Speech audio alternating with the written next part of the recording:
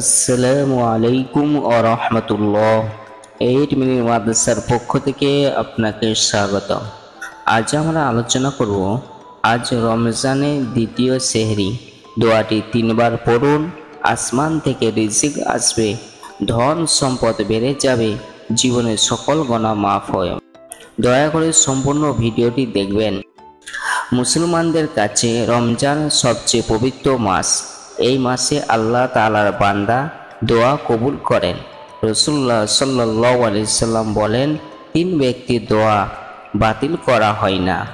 Number 1 বাবার দোয়া, number 2 রোজাদারের দোয়া ও নাম্বার 3 মুসাফিরের দোয়া। পবিত্র এই মাসে দোয়া কবুলের আরও বিশিষ্ট কিছু সময় আছে।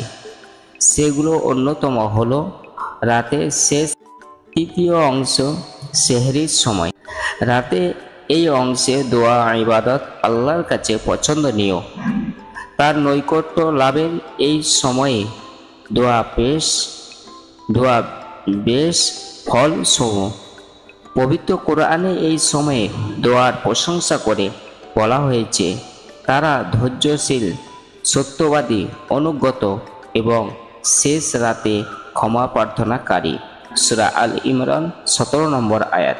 এ প্রসঙ্গে রাসূলুল্লাহ সাল্লাল্লাহু আলাইহি সাল্লাম বলেন, রাতের শেষ তৃতীয় অংশে অবশিষ্ট থাকতে আমাদের প্রতিপালক পৃথিবীর আকাশে নেমে আসেন এবং বলেন, কে আমাকে ডাকবে, আমি তার ডাকে সাড়া দেব।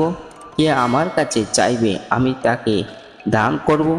কে আমার কাছে ক্ষমা প্রার্থনা করবে, আমি তাকে ক্ষমা করব।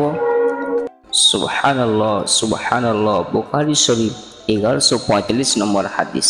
এই জন্য আমাদের সবার উচিত সময়টিকে কাজে লাগানো।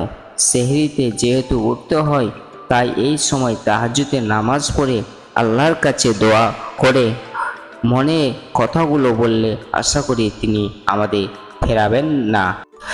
সবাই চায় তার জীবন কল্যাণময় হোক, রিজিক বেড়ে যাক, সহজে ধনী হয়ে যাক, জীবনে প্রাচুর্য আসুক। কিন্তু প্রকৃত কল্যাণময় ও প্রাচুর্যময় জীবন তারাই পায় মহান আল্লাহ যাদের দান করে।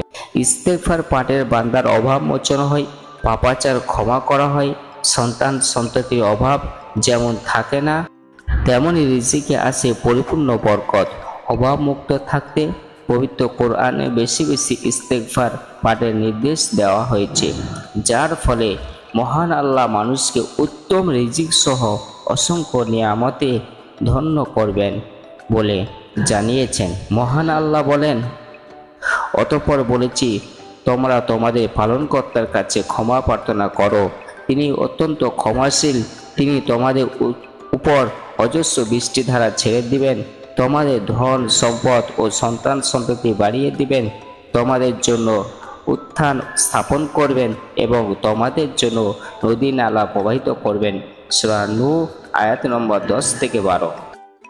আস্তাগফিরুল্লাহ আস্তাগফিরুল্লাহ আস্তাগফিরুল্লাহ বেশি বেশি করে পাঠ করবেন, কমপক্ষে 100 বার পাঠ করবেন।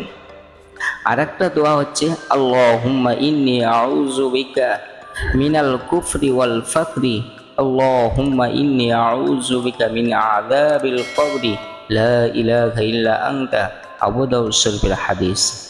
অর্থ, হে আল্লাহ, আপনার নিকট কুফরি ও দারিদ্রতা হতে আশ্রয় চাচ্ছি। হে আল্লাহ, আমি কবরের আযাব থেকে আপনার কাছে আশ্রয় চাচ্ছি, আপনি ছাড়া অন্য কোনো ইলাহ নেই। আরেকটা দোয়া আছে, রব্বি ইন্নী যালামতু নাফসি ফাগফিরলি। এই দোয়াটি আপনি কমপক্ষে 3 বার পাঠ করবেন।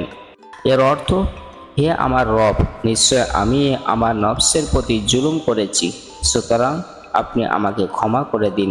সূরা আল কাসাস আয়াত নম্বর 16। নতুন ভিডিও সবার আগে পেতে চ্যানেলটি সাবস্ক্রাইব করতে পারেন। পরবর্তী ভিডিও পাওয়ার জন্য লাইক, শেয়ার, সাবস্ক্রাইব করে রাখতে পারেন। আসসালামু আলাইকুম ওয়া রাহমাতুল্লাহ।